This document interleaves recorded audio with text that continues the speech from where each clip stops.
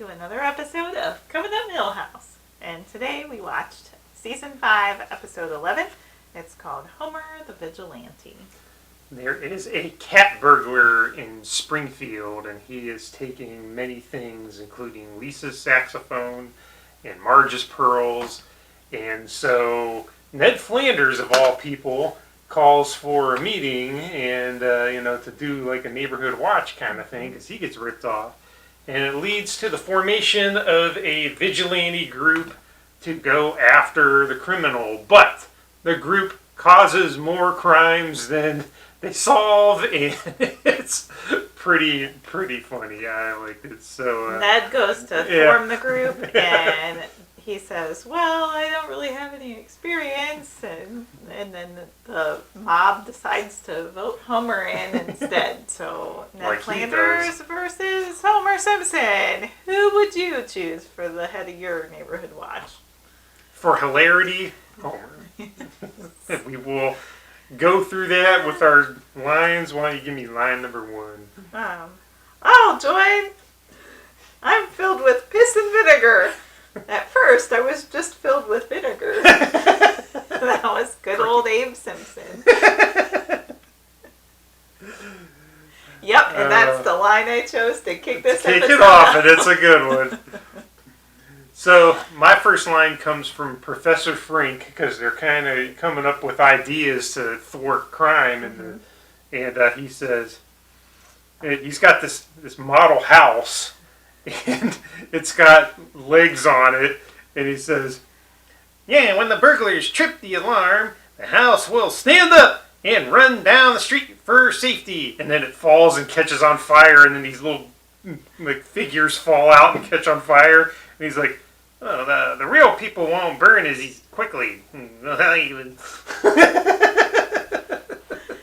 one.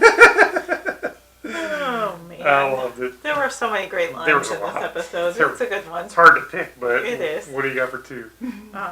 Soma, my dear, your lock of MacGyver's hair. That was towards the end of the episode, and the cat burglar returns what he stole from Soma, and it's a lock of MacGyver's hair that she quickly adds to the ball of MacGyver hair. So, nice collection there. She's got a big softball-sized wad of Richard Dean Anderson's hair. Yep. So my second line is, it's a miniature A-bomb the government built in the 60s to drop on beatniks. So it was they're going to his Arby surplus store to get weapons, and he takes Homer out back, and it's got a miniature A-bomb to drop on beatniks, and then it goes through a whole parody of Dr. Strangelove. Yeah. There were some good movie parodies in this episode. What's your favorite scene? My favorite scene is the Rat Master 2000. Me too! Well, I'll let you do it. I got a backup scene. You can go ahead with the Rat Master. We can do it. Alright, well, it's so good. So again, going back to the vigilantes trying to stop crime, Homer's like, Bart, give me your megaphone. And Bart's like, it's not just any megaphone, it's a Rat Master 2000 megaphone. So Homer's driving down the road with this megaphone that's doing beatbox. And all these kids are hearing it, and they're like, one goes, hey, it's Hammer. And he's like, everyone, there's danger. Get out of the street. Go back to your homes. And there's a bunch of kids behind the car dancing and grooving to the... So great. Oh my goodness. I love it. I'll go with my second. That was my ultimate choice, but I'll go with the backup choice of the vigilante group is going around town, and they're trying to stop crimes that don't have permits or don't have a valid excuse off of Homer's master list, and they go up to Jimbo, who's spray painting Carpe Diem on the wall, and Homer asks him what his logic for that is, and he says whatever he says, and then makes me feel like a big man or something like that. And then Homer consults his notebook, and he's like, "Yep, it's on the list." And So he asks if Jimbo can swing a sack of doorknobs, and Jimbo joins the vigilante group. Just pretty silly. And then Moe's like, but you gotta supply your own knobs. Yeah. So obviously causing more damage and mischief than the cat burglar. This is true. All right, winners and losers. How do you want to do that this week? Who is your winner? My winner is Grandpa. It's pretty hard to find winners in this episode. So I went with Grandpa because he actually cracked the case. Now, he had a roundabout way of getting to it. The obvious reason was the world's largest cubic zirconia is in Malloy's room on his coffee table. But that wasn't Grandpa's first clue. He had to go through a couple of dumb, wacky ones before he got to that. But he did crack the case. Sneakers for sneaking. And then he was walking strangely as he was rappelling up the side of the building. You know, that wasn't the proof, though. The proof was actually had the thing in his heart. So that's Grandpa. Who do you got? Herman. Yeah.